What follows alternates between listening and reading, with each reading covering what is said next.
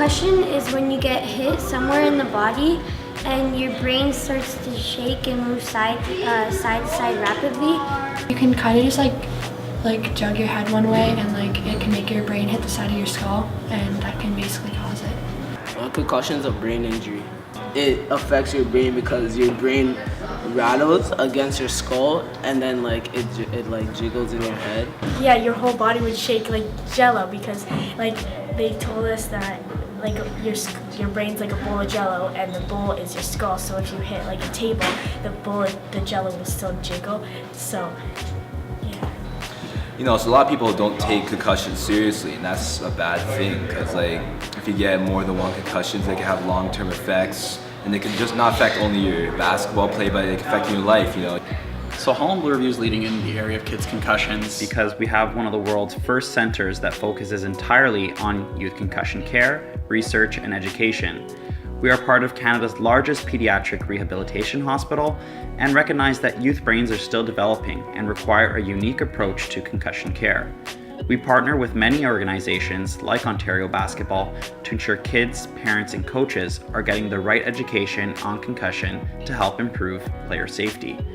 We also have a wide variety of services that are focused on getting kids back to the things they need, want, and love to do after a concussion.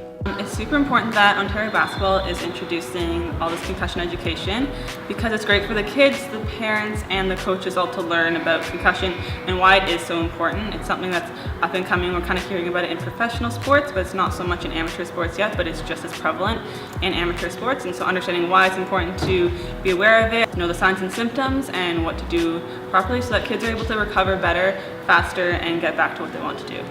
So some groups have come in with quite a bit of knowledge and have been able to tell us a variety of symptoms, not just the physical ones, some emotional ones, and some have actually come in with not a whole lot of knowledge, and that's been really great to be able to give them that knowledge, and everyone has been able to leave with the same amount of knowledge, which has been really rewarding.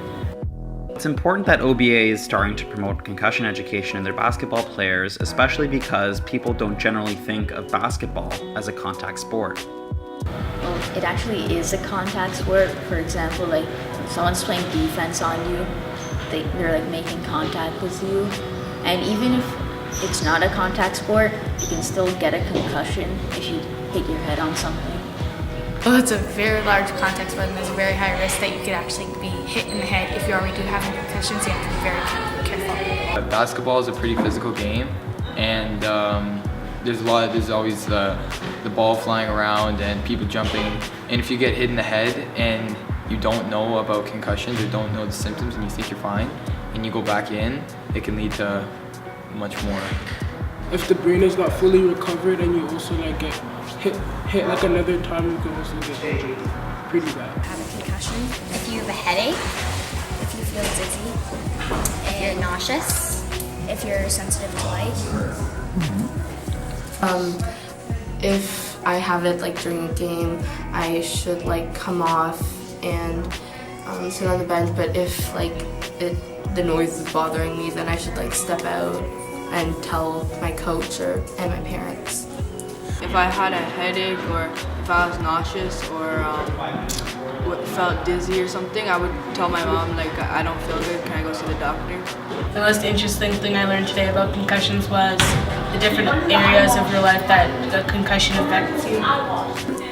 The most interesting thing was like different ways to like support a teammate, because sometimes like a concussion can be really surprising and you don't really know what to do, so it's kind of helpful to know different steps and tips to help them out.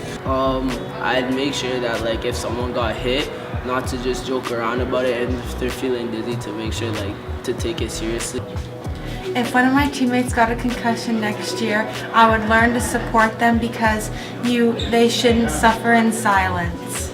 I would, if I saw that they had symptoms, I would tell them that they have to stop doing what they're doing and they have to take a break and rest, because they can only aggravate the sense of the concussion that they already have. Tell them that it's okay, that they'll be back and ready to play soon, and then just to take it easy, and then it's all good, and then yeah. I would tell them that it's all going to be okay, you have support from all your teammates, and will get through this together.